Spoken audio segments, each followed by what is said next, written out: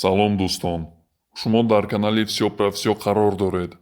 Ба видео лайк мон, обуна шав ва ҳатман зангуларо пахш кун, то ин ки видеоҳои нави моро аз даст надиҳед. Ва агар мушкил набошад, видеоро поделитсия кун, то ин ки дигар нафарҳо низ аз ин суханҳои мо баҳравар шаванд. Видеои имрӯзаи мо дар бораи пирамидаи Хеопс, сохтани ӯ ва сабаби сохтмони ӯ.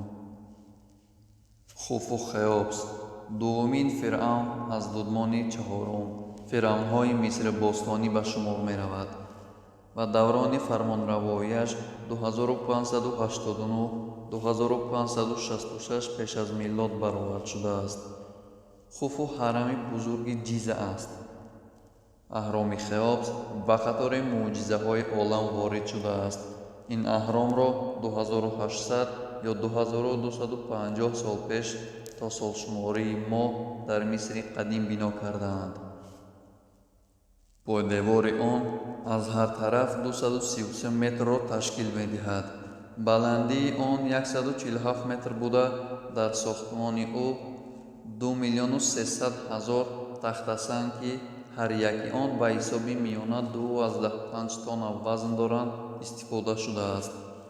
Тарафҳои аҳром ба дарозии танҳо 20 сантиметр аз ҳамдигар фарқ доранду халос. Сохтори ин иншооти бузург ба қутбдамо сурат гирифтааст. То садсолаи 19-ум аҳроми Хеопс иншооти бузурги ҷаҳонӣ ба шумор мерафт.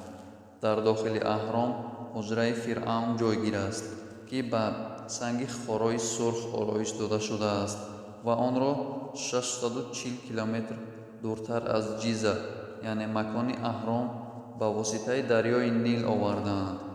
Дар бораи аҳроми Хеопс аввалин маротиба Геродот маълумот медиҳад. ин аҳром гӯё барои фиръавн, ки юнониён онро Хеопс хондаанд, сохта шудааст. онро дар зарфи 20 сол 100 000 ғулом сохтаанд. сохтани аҳром кори басо душворе буд, зеро дар ин давра дастгоҳи техникӣ мавҷуд набуд. дар коркарди санг асбобҳои мисинро истифода мебурданд, ки зуд мешикастанд.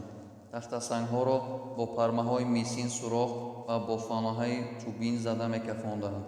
амалӣ рандакунӣ низ бо исканаҳои мисин анҷом меёфт. сохтори аҳромро лоиҳакашони мисрӣ барои роҳ наёфтани ғоратгарон ба дохили дахмаи фиръавн хеле мураккаб таҳрезӣ кардаанд. солҳои дароз дуздон ба дахмаи фиръавн роҳ меҷустанд. онҳо андеша доштанд, ки дар дахма дар қатори дигар ашёҳои зарурии рӯзгор зару тилло низ фаровон аст, вале дарёфти даромадгоҳи дахма ба онҳо муяссар намегашт. соли 820 халифаи араб Абдулло Алманул азми бозёфти ин ганҷинаро кард. ӯ ба коргаронаш супориш дод, ки ковишро аз зери бино оғоз намоянд. баъд аз ковиши чанд даҳметра, садои баланди бархӯрди чизе дар дохили аҳром онҳоро аз кор боздошт. онҳо акнун ковишро ба сӯи садо идома доданд ва оқибат ба дохили аҳром роҳ ёфтанд. дар фарш сангҳои калонро диданд, ки аз шифт афтодааст. дар аввалин роҳ, ки онҳо воқеан буданд, дари махсусро мушоҳида намуданд. аз ҳамон ҷое, ки тахтасанг афтода буд, сурохе мавҷуд буд. ин роҳ онҳоро ба маркази аҳром мебурд. дар чанд ҷой роҳро ба сангҳои калон баста буданд. коргарон бо машаққати зиёд ба ҳуҷраи шоҳ роҳ ёфтанд. баъдан онҳо дар пайвандии ду роҳрав боз сурохеро диданд, ки ин роҳ ба сӯи хонаи шоҳ буд. он ҷой тобути сангини бесарпӯш гузошта буд. ин хона холӣ буд. ҳамаи умеди арабҳо барбод рафт. онҳо ба хотири дарёфти тилло ва ҷавоҳирот заҳмати зиёд кашида буданд. баъди ноумедӣ онҳо хостанд, ки аҳромро аз байн баранд ва ба ин баҳона масолиҳи онҳоро ба Қоҳира кашонанд. ин кор ғайриимкон буд. онҳо аз боло 10 метр сангро гирифтаанду халос. дар байн саволе пайдо мешавад, ки дороии шоҳро кӣ гирифтааст ва дар куҷост. гурӯҳе андеша доранд, ки пеш аз арабҳо ғоратгарон ба он роҳ ёфтаанд, вале коргарони абдулло ал-маннул далолат медиҳанд, ки ҳамаи даромадгоҳҳо маҳкам шуда буданд. соли 1838 математики англис ҷон грейвс аз ин аҳром дидан кард ва роҳи тангеро аз боло ба он кашф намуд. ин роҳ наздикони фиръавнро барои баромадан аз дахма кӯмак мекард. шояд дуздон аз ин роҳ истифода бурда бошанд. олимон шубҳа доранд, ки ба ин роҳи танги ноаён ва пур аз харсангҳоро ганҷинаи зиёдро, махсусан сарпӯши тобутро чӣ гуна метавон баровард.